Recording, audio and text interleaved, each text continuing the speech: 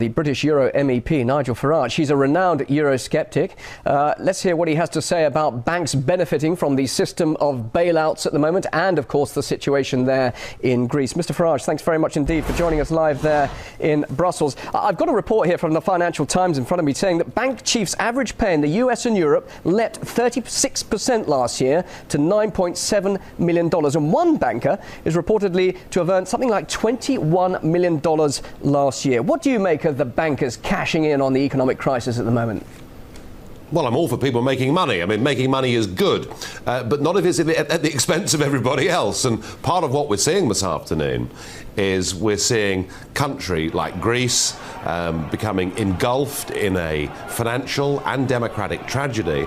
And one of the reasons that everybody is so determined to keep Greece in the euro is so that the banks don't have to take a serious hit on their faulty lending policies. So, no, something has gone seriously wrong with the banking system. And it's almost as if there's a sort of unholy alliance of politicians and bankers versus ordinary people.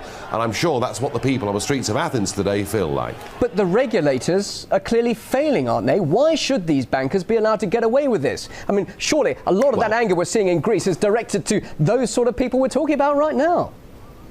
Well, look, from Alan Greenspan through the United Kingdom and most of Western Europe, in the late 1990s, we tore up much of the banking regulation that we'd had for the previous 70 years, and traditional lending ratios went out of the window. When the whole thing went belly up in 2008, the response from the European Union and from other governments was we had to do whatever was necessary to prop up these banks and to keep them in business. And we're now beginning, I think, to pay the price for that. Don't think the banking crisis is over. I suspect that it's hardly begun. And in many cases, it might have been better to do what Iceland did and to say, look, these banks go bust, these people lose their jobs, these people lose their money. That's unfortunate, but that's life. And I suspect we're going to regret keeping the banks afloat and imprisoning countries like Greece inside a currency union to which they're just not suited. You are an MEP, you're there in Brussels. Many people will be saying to you, look, it's your responsibility, you've got to protect the people's rights here. Why aren't you reading the Riot Act to these bankers? Well, I'm afraid that this is not just the bankers, you know, because it's the politicians in the first place that change the rules for the bankers, and it's the politicians that are propping up the bankers. And I have been trying with President Van Rompuy, with President Barroso, with all the people that lead the EU, I have been trying now for 4 years. In question after question and speech after speech, I've been saying to them, what is Plan B? Isn't it time we admitted that Greece, Portugal, Ireland are not suited to the Eurozone?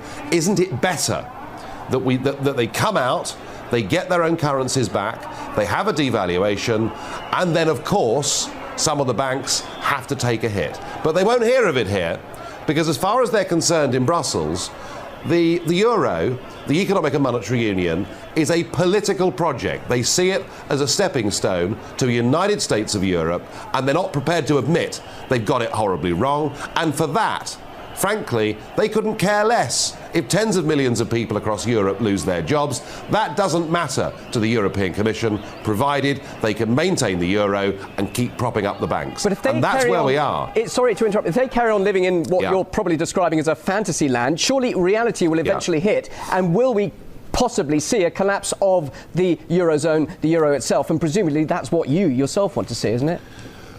Well, look, I don't think the euro's a good idea, but I also do not want to see violence on the streets and people getting hurt, and I don't want to see the euro break up in a disorderly manner. But frankly, if they go on saying there is no Plan B, if they go on trying to keep these countries trapped inside the euro, then I'm afraid we are headed for a very sticky end indeed. And I think financially, what will bring this down in the end isn't just the Greek economy or the Portuguese or the Irish. In the end, what's going to bring this down is the European Central Bank itself, an organisation that all the member states have put money into.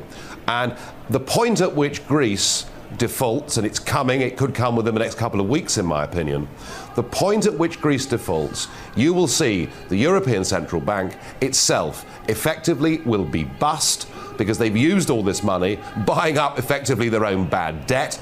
And then when the hat goes round, I just can't see countries like Finland, countries like the Netherlands putting money in. So we could be fairly close to the whole thing busting. But if it does collapse in the way you're saying, what happens? Yeah. I mean, you're talking earlier, and we've heard obviously that Greece have talked about dropping the euro and going back to its own original currency. But just how easy is that transition when we've got countries already in debt? I mean, is that really the answer, to revert back to those old currencies again?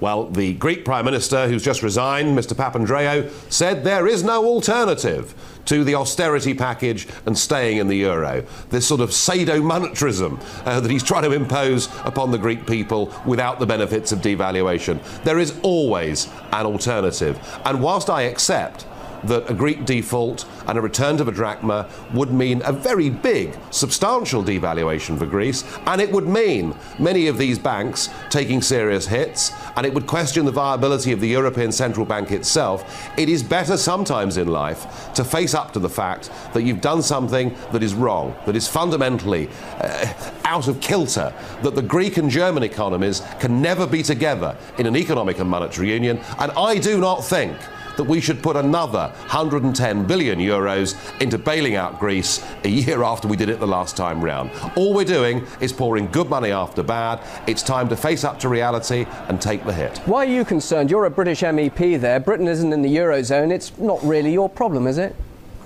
Well, it is, because we help with all the bailouts. So British taxpayers are involved with the Portuguese bailout, with the Irish bailout, and with the Greek bailout through our membership of the International Monetary Fund. So whatever happens, this does affect British people.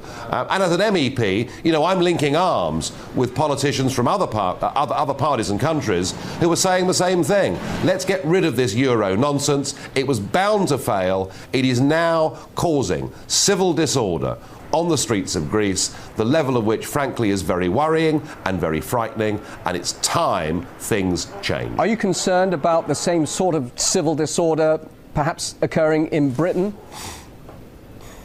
Well, I think this. I think if you rob people of their democratic rights, if you take away from them their ability to determine their future by who they vote for and who becomes their prime minister, and frankly that's happened in Greece.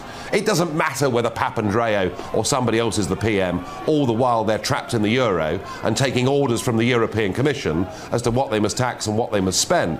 I think if you take that away from people, then the only alternative they're left with is civil disobedience, is civil disorder. It is deeply, deeply worrying. We need a good dose of democracy, both in Greece, in Britain and everywhere else, and if we do that, we'll prevent these things from happening. And just briefly, do you think, from what we're seeing there in Europe, your stance, UKIP, the party obviously that wants to get Britain out of Europe, do you think you're scoring more political support now and points, bearing in mind with what we're seeing at the moment? How do you feel about your party and your position at the moment there?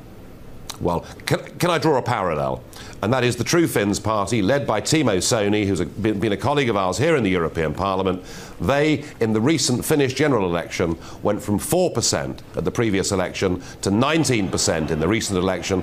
They were only 1.5 points away from winning the Finnish general election on a ticket of no bailouts. Let's get out of the euro. Let's get our democracy back. Let's take back control of our lives. And I think for UKIP, for the True Finns, for the Freedom Party in Holland, for many of these political parties, you are about to see substantial change. Nigel Farage, good to talk to you. Good to hear what you have to say. Thank you very much indeed for joining us live there from Brussels.